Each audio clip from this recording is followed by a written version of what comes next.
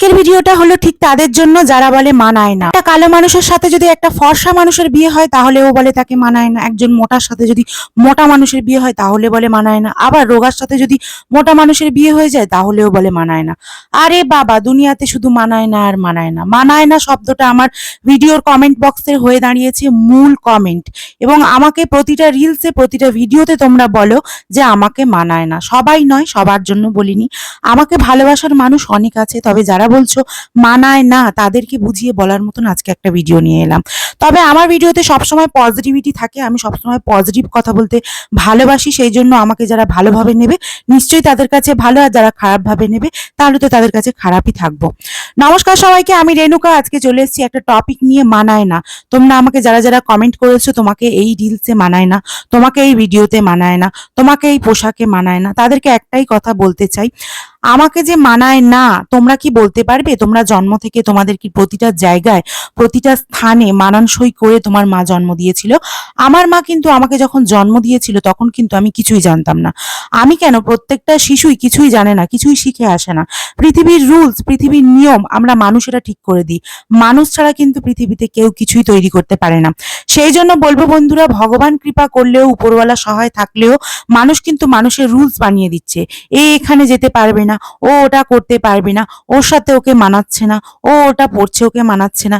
তো বন্ধুরা, তোমরা বলো, তোমরা যদি কোনো জিনিসটা মন থেকে ভালোবেসে করতে চাও তাহলে কেন মানাবে না? আমি সকলকে একটাই কথা বলবো, তোমাদের ইচ্ছা মতন তোমাদের ভালো লাগার জিনিসগুলো তোমরা করো এবং নিজেদের লঙ্ঘনের মধ্যে থেকে করো, তাহলে দেখবে সব জিনিসটা মানিয়ে যাচ্ছে। আর একটা কথা বলি, কারোর কাছে কারোর ভালো নাও লাগতে পারে। তোমার কাছে আমাকে ভালো নাও লাগতে পারে, আমার কাছে তোমাকে ভালো নাও লাগতে পারে।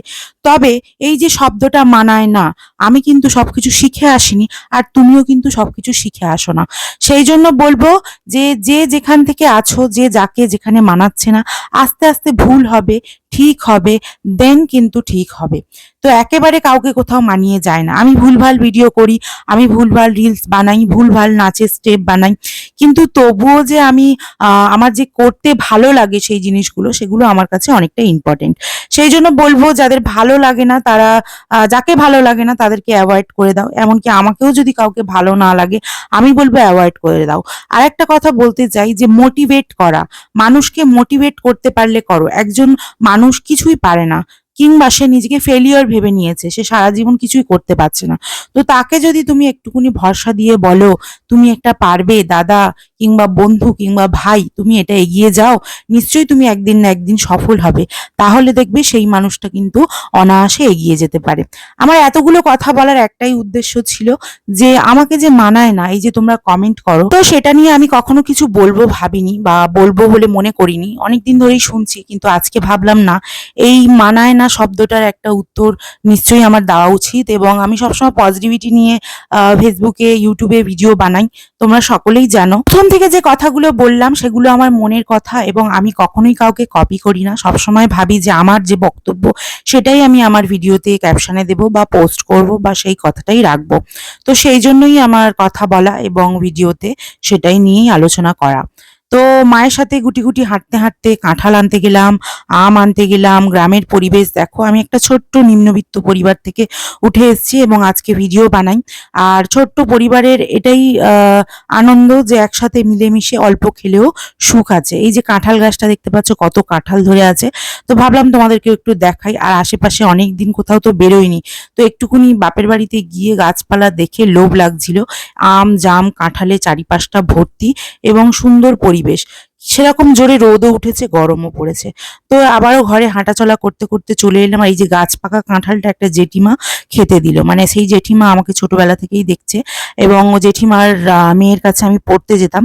তো দেখো পাকা কাঁঠাল, এবং আমার তো সুগার, কাঁঠাল খাওয়া বারণ, কিন্তু তবু আমি এক পিস ট্রাই করলাম। আর এখানে ঠাকুমার খুবই শরীর খারাপ, ঠাকুমা এখানে শুয়ে আছে গরমে। পাখা চালালে আবার ঠান্ডা লাগছে, পাখা বন্ধ করে দিলে। আমি একটু খাইয়ে দিতে যাচ্ছিলাম, বললাম একটু খাও। ঠাকুমা বললো না আমি খাবো না, আমার এইসব সহ্য হয় না। তো সেই জন্য ঠাকুমাকে আর দিলাম না। চলো এবার বাড়ি চলে এসেছি। তো বাড়ি চলে এসে রাত্রেবেলা কি করব, ঘুগনি আর রুটি। তো সেই জন্য এখানে শুকনো লঙ্কা, তেজপাতা, টমেটো সবকিছু ফোড়নে দিয়ে দিয়েছি, দিয়ে এখানে কিন্তু ঘুগনি বানাবো। আর বন্ধুরা, তোমরা আমাকে অনেকেই প্রশ্ন করো, দিদিভাই ঘুরতে যাও না কোথাও? হ্যাঁ যাই, ওই বছরে একবার পুরীতে যাই। তো আমার অন্য কোথাও পাহাড় বা অন্য কিছু জায়গায় ঘুরতে যাওয়া সেরকম একটা ইন্টারেস্ট নেই। আর সত্যি বলতে পাহাড়ে যাওয়া একটু কষ্টকর, আমরা যেহেতু একটু হেভি ওয়েটের, সেই জন্য সেখানে যাওয়া উচিতও নয় আমার মনে হয়। যেখানে ঘুরতে গেলে কষ্ট এবং রিস্ক, সেখানে ঘুরতে যাওয়া উচিত নয়।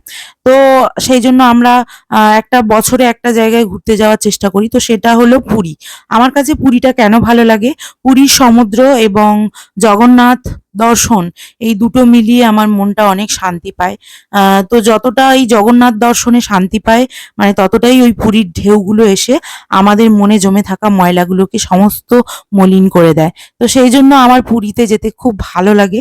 আর ভীষণ ভালো লাগে তোমাদের সাথে ভিডিও শেয়ার করতে, গল্প করতে। কখনো ভাবিনি এরকম প্রফেশনে আসবো। তবে হ্যাঁ, এখন ভীষণ ভালো লাগে। তো তোমাদের অনেক পজিটিভিটি পাই, যারা আমাকে অনেক ভালোবাসা দাও তাদেরকে মন থেকে অনেক ভালোবাসা, আর যারা আমাকে হেট করো তাদেরকেও ভালোবাসা। তো লং ভিডিও আসবে, প্রতিটা দিন আমি ভিডিও বানানোর চেষ্টা করব। আর এই যে আমার ইউটিউব চ্যানেল, ভালো লাগলে অবশ্যই একটুখানি তোমরা সাপোর্ট ভালোবাসা দিয়ে দিও।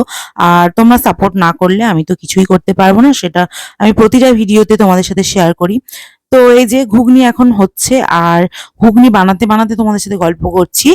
আর ছোটবেলায় কি হতো না, এই কেনা ঘুগনি খাবো বলে এখনো পর্যন্ত পাড়ায় পাড়ায় ঘুগনি আসে স্কুলের সামনে। তো মানে একটা ছোট বাটিতে করে 2 টাকার ঘুগনি দিত তখন, এখন 5 টাকা হয়ে গেছে, আবার 10 টাকাও অনেক জায়গায় হয়ে গেছে। তো ঘুগনির উপরে ঝুরি ভাজা, তারপরে তোমার একটু টক জল, একটু পেঁয়াজ কাঁচা লঙ্কা ছড়িয়ে ছিটিয়ে দিলে বেশ ঘুগনিটা খেতে কিন্তু টেস্ট লাগে।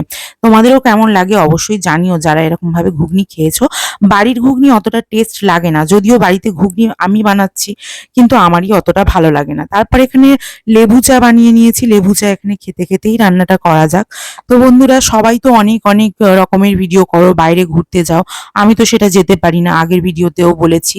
তো সেই জন্য ঘরের মধ্যেই যেভাবে পারি সেভাবেই বানাই। আর এই যে আমার বাবা মা এসছে, তোমাদের দাদাভাই বিনা কারণে একটা অ্যাক্সিডেন্ট করে বসলো, মানে একজনকে বাঁচাতে গিয়ে নিজেই পুরো পড়ে গেল।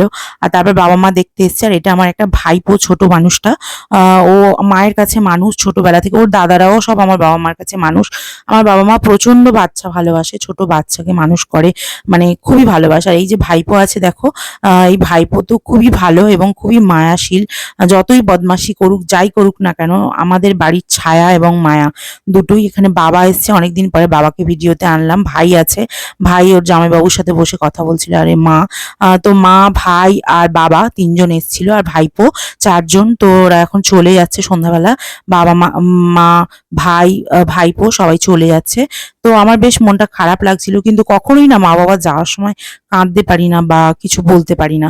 মনে হাসি থাকে, মুখে হাসি থাকে, চুপচাপ থাকি। তারপরেই যেন মুখটা এবং বুকটা দুটোই গম্ভীর হয়ে যায়। কি জানি কোথা থেকে এরকম কষ্ট চলে আসে বুঝতে পারি না। মনে হয় এগুলো রক্তের টান, আত্মার টান। তো সব মেয়ের হয়তো এরকমই হয়, কিন্তু মুখে হয়তো বলা যায় না। তো আমার মা, এই যে অনেকেই বলো সুন্দর দেখতে, আমার মা খুবই সুন্দর দেখতে।